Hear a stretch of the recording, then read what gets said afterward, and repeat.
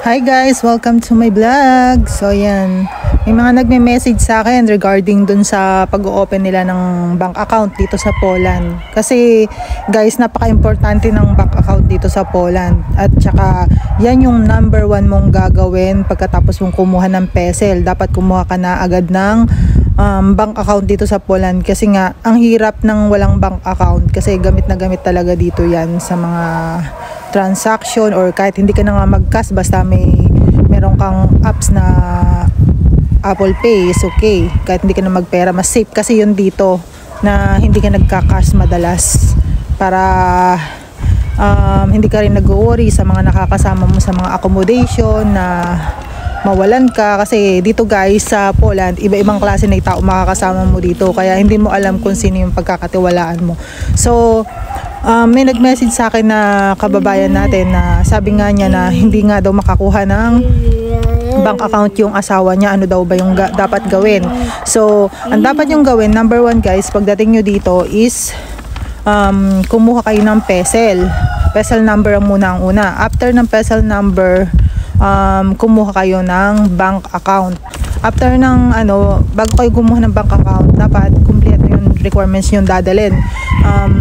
Dapat may dala kayong certificate of residence or proof of billing address ng accommodation nyo. Manghingi kayo sa may-ari or magpakuha kayo ng certificate of residence kasi kailangan yun na yung may-ari ng accommodation yung kukuha or magpa-assist kayo sa agency nyo.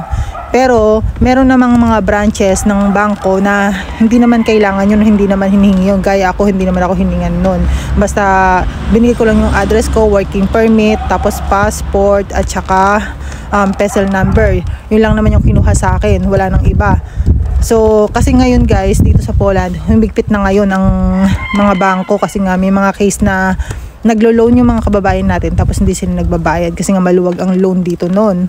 So sa ganung case, pipili kayo ng mga bangko na pwede para sa ating mga Pilipino. Usually kasi guys, ang Santander, open na open yan sa Pilipino, Santander Bank. Pero ngayon, naghigpit sila. Pero hindi lahat ng Santander, hindi nagpapa-open ng account para sa Pilipino. Iba-ibang policy nila per branch. Kasi dito sa amin, pwede pa. Kasi tinanong ko. Pero sa ibang branch, hindi na raw pwede. Kasi nga, ayaw na nila magbigay. Mahigpit na nga daw para sa mga Pinoy. So, kung hindi kayo nabigyan sa Santander Bank, pumunta kayo ng Alior Bank, tapos Bank Spolsky at saka Credit Agricole. Yan, mga nagbibigay yan para sa mga Pilipino. Basta complete documents lang kayo. So, kung kayo guys, nahihirapan kayong humingi ng residence certificate or billing address sa may-ari ng accommodation, kulitin nyo yung mga agency nyo kasi naman nila yan, responsibility nila na i-assist kayo regarding sa bank account. Tapos pag hindi kayo inalaw sa ibang branch, itry nyo sa ibang branch kasi magkakaiba talaga sila ng policy. Yun ang gawin nyo guys. Ang hirap kasi kapag wala talagang bank account dito, hindi talaga pwedeng wala. As in, kailangan talaga meron. Tapos yung pagpapadala mo pa sa Pilipinas, kailangan mo yun. Pwede ka naman makisuyo sa mga kasama mo kapag wala ka pa talaga. Tapos bayaran mo na lang sila ng cash. Ganun ang gawin yung move or way. Move. So, ayun guys, ilalagay ko na lang dito kung anong mga klaseng bangko na kung saan pwede mag-open yung mga Pilipino para hindi ma-problema yung ibang mga kababayan natin sa pag-open ng account. So ayun lang guys, thank you, bye.